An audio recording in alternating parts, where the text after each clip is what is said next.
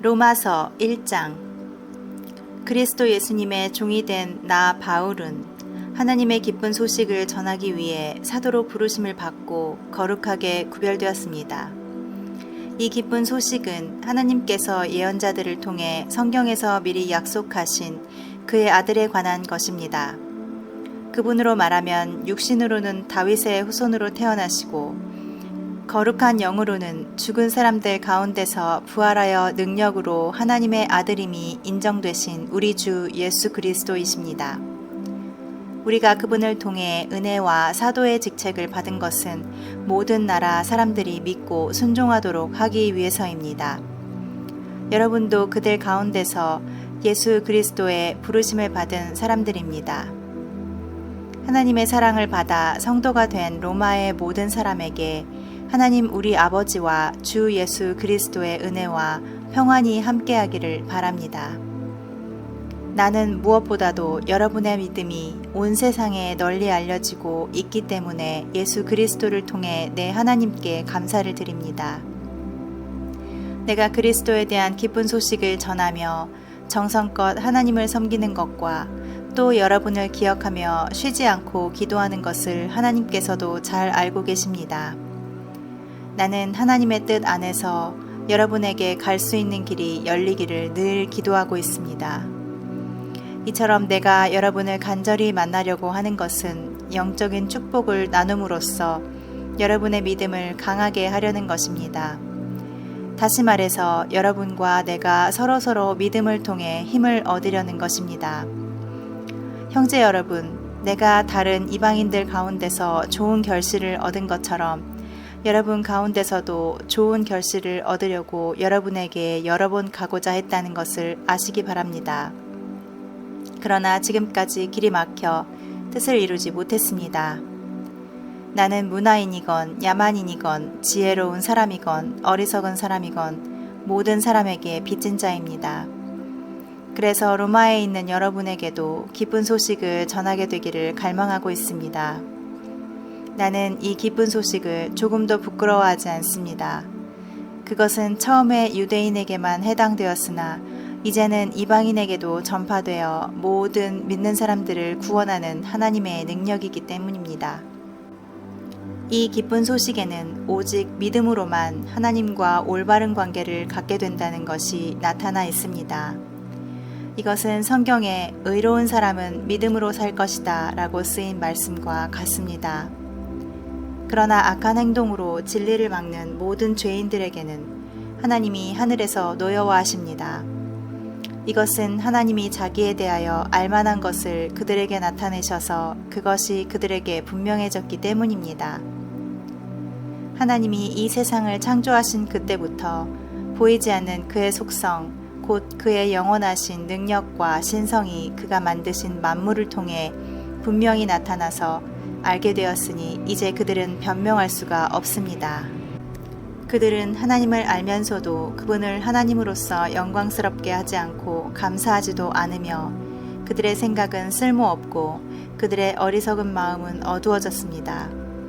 그들은 스스로 지혜로운 체 하지만 사실은 어리석어서 영원히 살아계시는 하나님을 섬기지 않고 오히려 썩어 없어질 사람이나 새나 짐승이나 기어다니는 동물 형상의 우상을 섬기고 있습니다.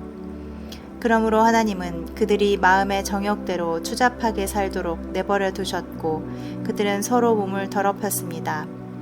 그들은 하나님의 진리를 거짓된 것으로 바꾸었고 창조주 하나님보다는 그분이 만드신 것을 더 경배하며 섬겼습니다. 그러나 길이길이 찬양을 받으실 분은 하나님이십니다. 아멘. 이것 때문에 하나님께서는 그들을 부끄러운 정욕대로 살게 버려두셨습니다.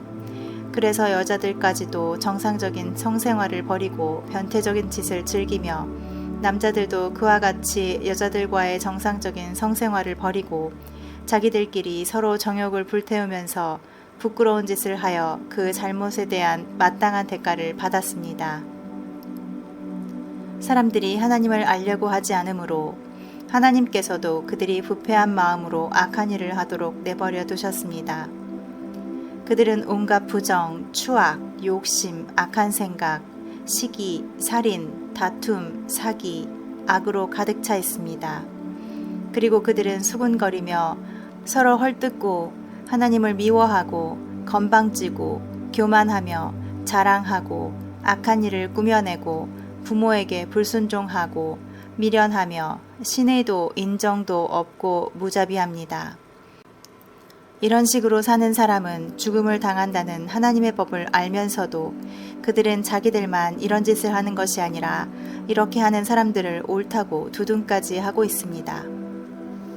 2장. 여러분은 남을 판단하고 있습니까? 그렇다면 여러분은 죄인이 아니라고 변명할 수 없습니다. 왜냐하면 여러분도 그들과 똑같은 일을 하고 있기 때문입니다. 이런 일을 하는 사람에게는 하나님의 정의의 심판이 내린다는 것을 우리는 알고 있습니다. 자기도 같은 일을 하면서 남을 판단하는 사람은 하나님의 심판을 피할 수 없을 것입니다. 하나님의 자비로 인해서 사람이 회개하게 된다는 것을 모르고 오히려 그분의 넘치는 자비와 너그러움과 참으심을 업신여긴단 말입니까? 이런 사람은 고집이 세고 회개하지 않기 때문에 하나님의 정의의 심판날에 받을 형벌을 스스로 쌓고 있는 것입니다. 하나님은 모든 사람에게 그 행위대로 갚아주실 것입니다. 참고 꾸준히 선한 일을 하며 영광과 존귀와 썩지 않을 것을 구하는 사람에게는 하나님께서 영원한 생명으로 갚아주시고, 이기적이며 진리에 순종하지 않고 불의를 따르는 사람에게는 분노와 형벌로 갚으실 것입니다. 악한 일을 하는 사람은 유대인뿐만 아니라 이방인까지도 환난과 고통을 당할 것이며, 선한 일을 하는 사람에게는 영광과 존귀와 평안이 있을 것입니다. 이것도 유대인이나 이방인이 마찬가지입니다. 하나님은 모든 사람을 차별하지 않고 똑같이 대하시기 때문입니다. 율법 없이 죄 짓는 사람은 율법에 관계없이 망하고, 율법 아래서 죄 짓는 사람은 율법으로 심판을 받을 것입니다. 하나님 앞에서 의롭다는 인정을 받을 사람은 율법을 듣기만 하는 사람이 아니라 그 율법대로 사는 사람입니다. 율법 없는 이방인들이 본능적으로 율법이 요구하는 것을 실천하면 그들에게 율법이 없어도 그들 자신이 자기에게 율법이 됩니다. 그들의 행동은 율법이 요구하는 일이 그들의 마음에 기록되어 있다는 것을 보여주며 그들의 양심도 이것이 사실임을 증거하고 있습니다. 왜냐하면 그들의 생각이 서로 고발하며 변명하기 때문입니다. 내가 전한 기쁜 소식에서 말한 것처럼 하나님께서 예수 그리스도를 통하여 사람들의 모든 비밀을 심판하실 날이 반드시 올 것입니다. 그러나 유대인 여러분은 어떻습니까? 여러분은 율법을 의지하고 하나님을 자랑하며 율법에서 교훈을 받아 하나님의 뜻을 알고 최상의 것을 가려낼 줄 압니다. 그리고 여러분은 여러분 자신이 소경의 길잡이요 어두움에 있는 사람들의 빛이며 어리석은 사람의 교사요 어린 아이들의 선생이라고 믿고 있으며 또 지식과 진리의 모든 내용이 율법에 다 들어있는 것으로 알고 있습니다. 그런 여러분이 남은 가르치면서도 왜 여러분 자신은 가르치지 못합니까? 도둑질하지 말라고 하는 여러분이 도둑질하고 간음하지 말라고 하는 여러분이 간음하며 우상을 지긋지긋하게 여기는 여러분이 신전의 물건을 훔치고 율법을 자랑하는 여러분이 율법을 어겨 하나님을 욕되게 하다니 말이 됩니까? 그것은 성경에 하나님의 이름이 너희 때문에 이방인들 가운데서 모독을 당한다 라고 기록된 말씀과 같습니다. 율법을 지키면 여러분의 할례가 가치가 있으나 율법을 어기면 할례를 받지 않은 것처럼 되고 맙니다. 그러므로 할례를 받지 않은 이방인이라도 율법을 잘 지키면 하나님은 그를 할례 받은 사람으로 여기시지 않겠습니까? 그래서 본래 할례를 받지 않은 사람이 율법을 지킨다면 오히려 그가 할례를 받고 율법을 잘 알면서도 그것을 어기는 여러분을 판단하게 될 것입니다. 유대인으로 태어났다고 해서 참 유대인이 아니며 육체의 할례를 받았다고 해서 참 할례가 아닙니다. 오히려 마음에 참된 변화를 받은 사람이라야 참 유대인이며 기록된 율법이 아닌 성령님에 의한 마음의 할례가 진정한 할례입니다. 이런 사람은 칭찬을 사람에게서 받은 것이 아니라 하나님에게서 받습니다. 3장. 그렇다면 유대인의 나은 점이 무엇이며 할례의 가치가 무엇입니까? 여러모로 많이 있습니다. 우선 그들은 하나님의 말씀을 맡았습니다. 그런데 만일 그들 가운데 어떤 사람들이 믿지 않았으면 어떻게 하겠습니까? 그들이 믿지 않는다고 하나님의 신실하심이 어디 가겠습니까? 결코 그렇지 않습니다. 세상 사람이 다 거짓되어도 하나님은 진실하십니다. 성경에도 주의 말씀은 옳고 주의 심판은 정당합니다 라고 쓰여 있습니다. 그러나 우리의 불의가 하나님의 의를 드러내면 어떻게 되겠습니까? 그렇다고 벌을 내리시는 하나님이 불의하다고 할 수 있겠습니까? 나는 사람의 논리대로 말합니다. 결코 그렇지 않습니다. 만일 하나님이 그런 분이시라면 어떻게 세상을 심판하실 수 있겠습니까? 또 어떤 사람들은 나의 거짓말로 하나님의 진리가 더욱 드러나서 그분께 영광이 되었다면 왜 내가 죄인 취급을 받아야 하느냐고 주장하고 있습니다. 그리고 어떤 사람들은 우리가 선을 이루기 위하여 악을 행하자고 말했다면서 우리를 헐뜯고 다니는데 그들은 당연히 죄인 취급을 받아야 합니다. 그러면 우리가 이방인보다 낫단 말입니까? 전혀 그렇지 않습니다. 우리가 이미 선언한 것처럼 유대인이나 이방인이나 다 같은 죄인입니다. 그것은 이렇게 기록된 성경 말씀과 같습니다. 의로운 사람은 없으니 하나도 없으며 깨닫는 사람도 없고 하나님을 찾는 사람도 없다. 모두 진리에서 떠나 쓸모없게 되었고 선을 행하는 사람이 없으니 하나도 없다.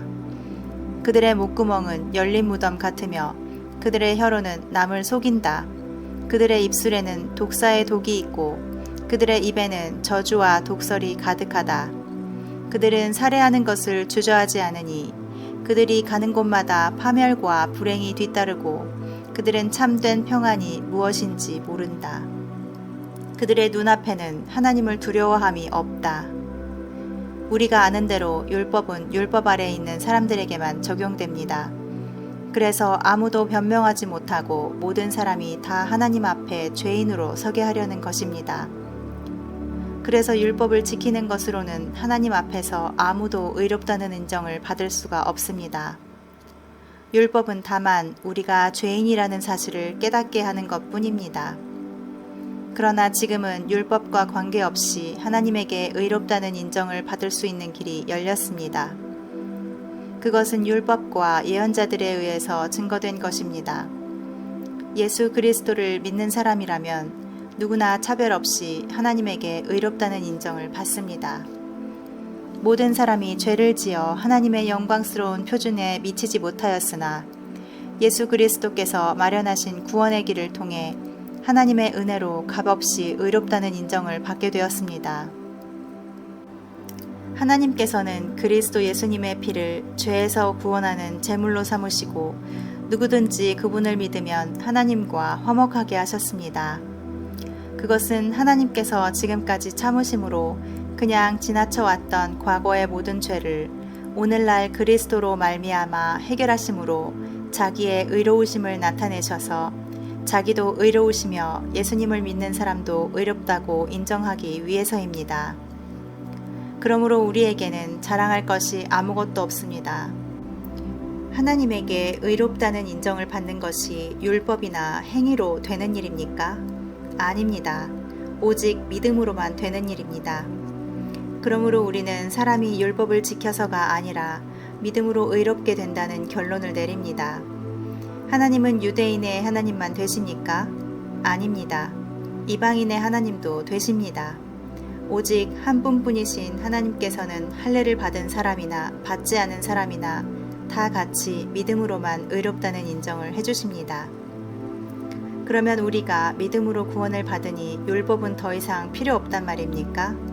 절대로 그렇지 않습니다. 오히려 우리는 율법을 더욱 떠받들게 되는 것입니다. 4장. 그러면 우리 조상 아브라함에 대해서는 어떤 결론을 내릴 수 있습니까? 만일 아브라함이 행위로 의롭다는 인정을 받았다면 자랑할 것이 있었을 것입니다. 그러나 사실 그에게는 하나님 앞에서 자랑할 것이 아무것도 없었습니다. 성경에는 아브라함이 하나님을 믿었으므로 하나님은 이 믿음 때문에 그를 의롭게 여기셨다라고 기록되어 있습니다. 일에서 받은 삭은 정당한 대가이지 선물로 거저받은 것이 아닙니다. 그러나 아무 공로가 없어도 경건치 않은 사람을 의롭다고 하시는 하나님을 믿는 사람에게는 그의 믿음이 의로운 것으로 인정을 받습니다. 이처럼 공로가 없어도 하나님이 의롭다고 인정해주는 사람의 행복에 대해서 다윗은 이렇게 말하고 있습니다. 잘못을 용서받고 하나님이 죄를 덮어주신 사람은 행복하다. 주께서 그 죄를 인정하지 않는 사람도 행복하다. 그렇다면 이런 행복은 할례를 받은 사람만이 누릴 수 있는 것입니까? 아니면 할례를 받지 못한 사람도 누릴 수 있는 것입니까? 우리는 아브라함이 믿음으로 의롭다는 인정을 받았다고 말했습니다. 그러면 언제 아브라함의 믿음이 인정을 받았습니까? 할례를 받은 후입니까? 받기 전입니까? 그것은 할례를 받은 후가 아니라 받기 전이었습니다. 아브라함은 할례를 받기 전에 이미 믿음으로 의롭다는 인정을 받은 표로서 후에 할례를 받았습니다.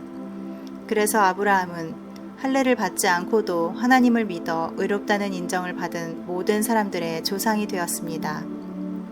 그는 또 할례를 받은 사람들의 조상이기도 합니다. 다시 말해서 그는 할례를 받은 사람들뿐만 아니라 우리 조상 아브라함이 할례를 받기 전에 가졌던 믿음을 좇아 사는 사람들의 조상도 되는 것입니다.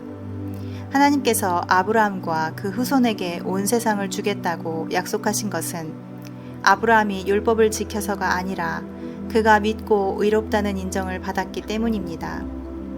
만일 세상을 얻을 사람들이 율법을 지키는 사람들이면 믿음은 아무것도 아니며 하나님의 약속도 무가치합니다. 율법은 아무리 잘 지키려고 해도 어기기 마련이며 그 결과로 하나님의 노여움만 사게 됩니다. 그렇기 때문에 율법이 없으면 자연히 어기는 일도 없게 되는 것입니다. 그러므로 그 약속은 믿음에 근거한 것입니다. 이것은 그 약속이 아브라함의 모든 후손들, 곧 율법을 지키는 사람뿐만 아니라 아브라함처럼 믿음을 가진 모든 사람들에게 하나님의 은혜로 값없이 주시는 선물이 되기 위한 것입니다. 아브라함은 우리 모든 사람들의 조상입니다. 이것은 성경에 내가 너를 많은 민족의 조상으로 세웠다 라고 기록된 말씀과 같습니다. 그는 하나님 앞에서 우리 조상이 된 것입니다. 그가 믿은 하나님은 죽은 사람을 살리시고 없는 것을 있게 하시는 분이십니다. 아브라함은 도저히 불가능한 것을 바라고 믿었으므로 내 후손도 저 별들처럼 많을 것이다 라고 하신 약속대로 그는 많은 민족의 조상이 되었습니다. 아브라함은 자기 나이가 100세가 다 되어 몸은 죽은 것과 다름이 없었고 그의 아내 사라도 나이가 많아 도저히 출산할 수 없는 것을 알고도 믿음이 약해지지 않았습니다. 그는 불신앙으로 하나님을 의심하지 않고 믿음에 더욱 굳게 서서 하나님께 영광을 돌리며 하나님께서 약속하신 것을 이루실 수 있다고 확신했습니다. 그래서 하나님은 이 믿음 때문에 그를 의롭게 여기셨습니다. 하나님이 그를 의롭게 여기셨다는 말은 그에게만 하신 것이 아니라 우리에게도 하신 말씀입니다. 우리 주 예수님을 죽은 사람들 가운데서 다시 살리신 하나님을 믿는 우리는 다 의롭다는 인정을 받게 될 것입니다. 예수님은 우리 죄 때문에 죽음을 당하셨고 우리가 의롭다는 인정을 받게 하시려고 다시 살아나셨습니다. 5장. 그러므로 우리가 믿음으로 의롭다는 인정을 받아 우리 주 예수 그리스도를 통해 하나님과 화목하게 되었습니다.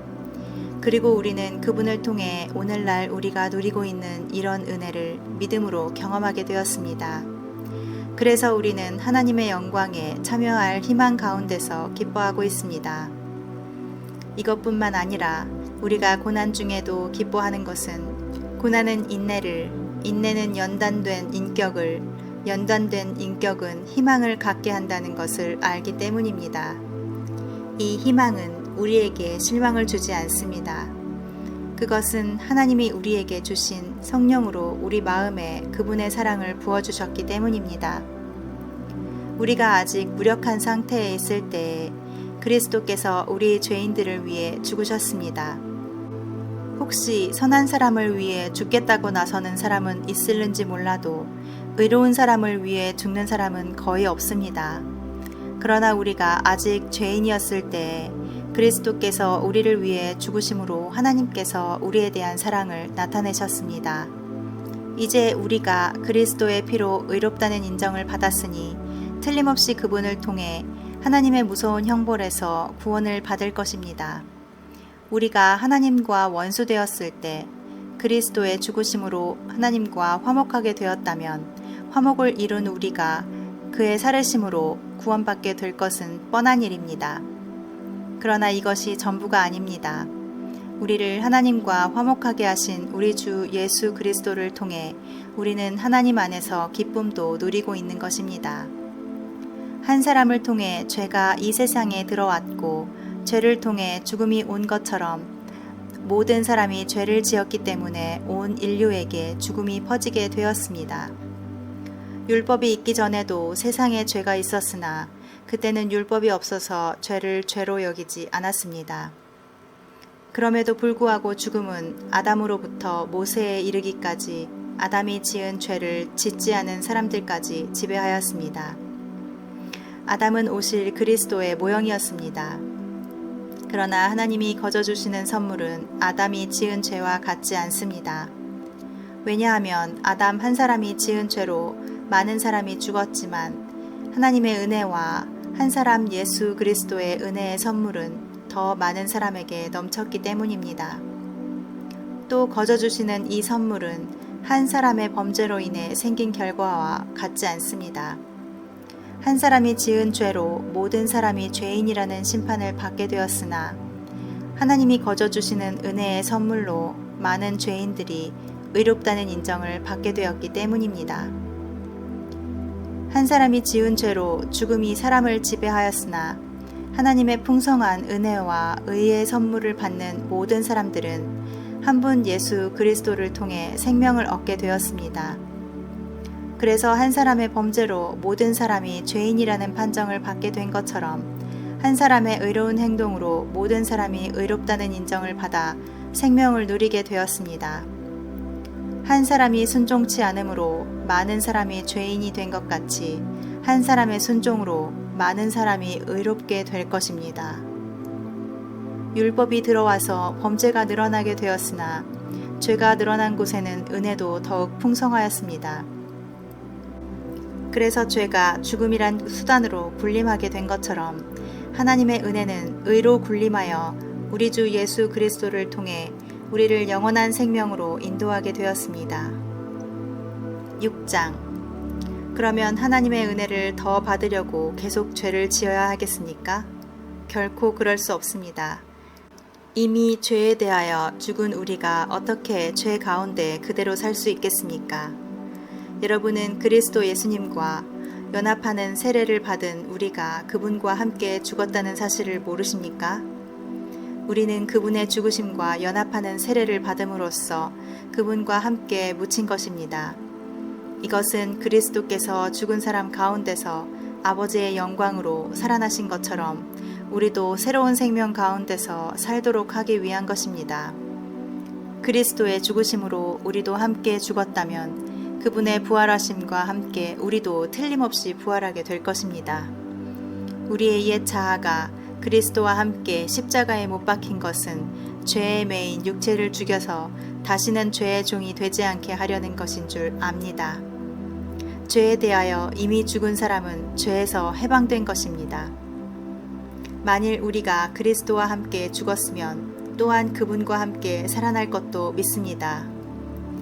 우리는 그리스도께서 죽은 사람들 가운데서 살아나셨으므로 다시는 죽으실 수 없고 죽음이 더 이상 그분을 지배하지 못할 것으로 알고 있습니다. 그리스도께서는 죄에 대하여 단 한 번 죽으시고 하나님을 위해 영원히 살아계십니다. 이와 같이 여러분도 죄에 대해서는 죽은 사람이지만 하나님을 위해서는 그리스도 예수님 안에서 살아있다고 여기십시오. 그러므로 죄가 여러분의 죽을 몸을 지배하지 못하게 하여 악한 욕망에 따르지 않도록 하십시오. 여러분은 몸의 어느 한 부분이라도 죄의 도구가 되게 해서는 안 됩니다. 오히려 죽은 사람 가운데서 다시 살아난 사람처럼 여러분 자신을 하나님께 바치고 여러분의 몸을 정의의 도구로 하나님께 드리십시오. 여러분은 율법 아래 있지 않고 은혜 아래 있기 때문에 죄가 여러분을 지배하지 못할 것입니다. 그러면 우리가 율법 아래 있지 않고 은혜 아래 있다고 해서 죄를 지어도 된다는 말입니까? 결코 그럴 수 없습니다. 여러분이 누구에게 자신을 바쳐 복종하면 그의 종이 된다는 것을 모르십니까? 죄의 종이 되면 죽음에 이르고 하나님께 순종하는 종이 되면 의롭게 될 것입니다. 그러나 하나님께 감사드릴 것은 전에 죄의 종이었던 여러분이 하나님의 말씀을 온전히 순종함으로 죄에서 해방되어 의의 종이 된 것입니다. 여러분은 본래 자아가 연약하기 때문에 내가 이것을 쉬운 말로 설명합니다. 여러분이 전에 부정과 불법을 위해 여러분의 몸을 죄의 종으로 드린 것처럼 이제는 여러분의 몸을 의의 종으로 드려 거룩하게 살도록 하십시오. 여러분이 죄의 종이었을 때에는 의와는 아무 상관이 없었습니다. 그 결과 얻은 유익이 무엇입니까? 지금 여러분이 부끄러워하는 것밖에 더 있습니까? 그런 생활의 결과는 영원한 죽음입니다. 그러나 이제 여러분은 죄에서 해방되어 하나님의 종이 되었고 거룩한 생활을 하게 되었으니 그 결과는 영원한 생명입니다. 죄의 대가는 죽음이지만 하나님께서 거저 주시는 선물은 우리 주 예수 그리스도 안에 있는 영원한 생명입니다. 7장. 형제 여러분, 율법을 아는 사람들에게 내가 말합니다. 여러분은 사람이 살아있을 동안에만 율법의 지배를 받는다는 것을 모르십니까? 결혼한 여자는 남편이 살아있을 동안에는 법적으로 그에게 매여 있지만 남편이 죽으면 그 법에서 자유롭게 됩니다. 남편이 살아있는데 다른 여자와 결혼하면 그 여자는 간음죄를 짓게 되지만 남편이 죽은 후에는 다른 남자에게 시집을 가도 죄가 되지 않습니다. 형제 여러분, 그러므로 십자가에 못 박히신 그리스도를 통해 여러분도 율법에 대하여 죽었습니다. 이것은 우리가 다른 분, 곧 부활하신 그리스도의 사람이 되어 하나님을 위해 열매를 맺기 위한 것입니다. 우리가 육신의 지배를 받을 때에는 율법에 의해 일어난 죄의 욕망이 우리 안에서 작용하여 죽음에 이르는 열매를 맺었습니다. 그러나 이제는 우리가 얽매였던 율법에 대하여 죽고 거기서 해방되었습니다. 그러므로 우리는 율법에 의한 낡은 방법이 아니라 성령님의 새로운 방법으로 하나님을 섬기게 되었습니다. 그러면 율법이 죄입니까? 결코 그렇지 않습니다. 율법이 없었다면 내가 죄를 알지 못했을 것입니다.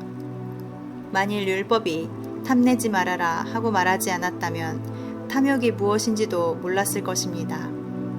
그러나 죄가 계명으로 기회를 틈타서 내 속에 온갖 탐심을 일으켜 놓았습니다. 그것은 율법이 없으면 죄는 죽은 것이기 때문입니다. 내가 한때는 율법 없이 살았습니다. 그러나 계명을 알게 되자 죄는 살아나고 나는 죽었습니다. 생명을 주기 위한 그 계명이 오히려 나에게 죽음을 가져다 준 것입니다. 이것은 죄가 계명으로 기회를 틈타 나를 속이고 그 계명으로 나를 죽였기 때문입니다. 그러므로 율법과 계명은 다 거룩하고 의롭고 선합니다. 그렇다면 선한 것이 나에게 죽음을 가져왔단 말입니까? 결코 그렇지 않습니다. 사실 나를 죽인 것은 죄입니다. 죄가 죄로서의 본성을 드러내기 위해 선한 그것을 이용하여 나를 죽였으니 죄는 계명으로 철저하게 악한 성격을 띠게 되었습니다. 우리는 율법이 영적이라는 것이라고 알고 있는데 나는 육신에 속한 사람이 되어 죄의 종으로 팔렸습니다. 나는 내가 하는 일을 이해하지 못합니다. 이것은 내가 원하는 것은 하지 않고 도리어 원치 않은 것을 하기 때문입니다. 만일 내가 원치 않은 일을 하게 되면 그것은 율법이 선하다는 것을 내가 인정하는 것이 됩니다. 그러나 이것을 행하는 것은 내가 아니라 내 속에 있는 죄입니다. 선한 일을 하고 싶어 하면서도 그것을 실천하지 못하는 것을 보면 나의 옛 성품 속에는 선한 것이 없음을 알 수 있습니다. 나는 내가 바라는 선한 일은 하지 않고 원치 않은 악한 일을 하고 있습니다. 만일 내가 원치 않은 것을 한다면 그렇게 하는 것은 내가 아니라 내 속에 있는 죄입니다. 여기서 나는 하나의 원리를 발견했는데 그것은 선한 일을 하려는 나에게 악이 함께 있다는 사실입니다. 나의 내적 존재는 하나님의 법을 좋아하지만 내 육체에는 또 다른 법이 있습니다. 그것이 내 마음과 싸워서 나를 아직도 내 안에 있는 죄의 종으로 만들고 있다는 것을 알았습니다. 아, 나는 얼마나 비참한 사람인가요? 누가 이 죽음의 몸에서 나를 구해내겠습니까? 우리 주 예수 그리스도를 통해 나를 구원해 주신 하나님께 감사합니다. 아직도 내 마음은 하나님의 법을 따르고 육신은 죄의 법을 따르고 있습니다. 8장. 그러므로 이제 그리스도 예수님을 믿는 사람들에게는 유죄 판결이 없습니다. 이것은 그리스도 예수님을 통해서 생명을 주시는 성령님의 능력이 죄와 죽음의 굴레에서 여러분을 해방시켜 주셨기 때문입니다. 우리의 타락한 성품 때문에 율법이 연약하여 할 수 없는 그것을 하나님은 하셨습니다. 하나님께서는 죄의 문제를 해결하시기 위해 자기 아들을 죄 많은 인간의 모양으로 보내시고 우리의 죄값을 그에게 담당시키신 것입니다. 그것은 육신을 따라 살지 않고 성령님을 따라 사는 우리에게 율법의 요구를 이루기 위한 것입니다. 육신을 따라 사는 사람은 육신의 일을 생각하지만 성령님을 따라 사는 사람은 성령님의 일을 생각합니다. 육적인 생각은 죽음을 뜻하고 영적인 생각은 생명과 평안을 뜻합니다. 육적인 사람은 하나님의 법에 복종하지도 않고 또 복종할 수도 없기 때문에 하나님과 원수가 되고 맙니다. 육신의 지배를 받는 사람은 하나님을 기쁘시게 할 수 없습니다. 그러나 성령님이 여러분 안에 계시면 여러분은 육신의 지배를 받는 것이 아니라 성령님의 지배를 받습니다. 누구든지 그리스도의 영이 없으면 그리스도의 사람이 아닙니다. 그러나 그리스도께서 여러분 안에 살아계시면 비록 여러분의 몸은 죄로 죽어 있으나 영은 의로 인해서 살아있는 것입니다. 죽은 사람들 가운데서 예수님을 다시 살리신 분의 영이 여러분 안에 계시면 그리스도를 살리신 그분이 여러분 안에 계시는 성령님을 통해 여러분의 죽을 몸도 살리실 것입니다. 형제 여러분, 우리가 빚진 사람들이지만 육신의 빚을 지고 육신을 따라 살아서는 안 될 것입니다. 만일 여러분이 육신을 따라 살면 죽을 것이지만 성령님을 통해 육적인 악한 행위를 죽이면 살 것입니다. 성령님의 인도를 받는 사람은 다 하나님의 아들들입니다. 여러분은 다시 두려워해야 할 종의 영을 받은 것이 아니라 하나님의 아들이 되게 하는 성령을 받았습니다. 그래서 우리는 성령님을 통해 하나님을 나의 아버지라고 부릅니다. 바로 그 성령님이 우리 영과 함께 우리가 하나님의 자녀라는 사실을 증거하십니다.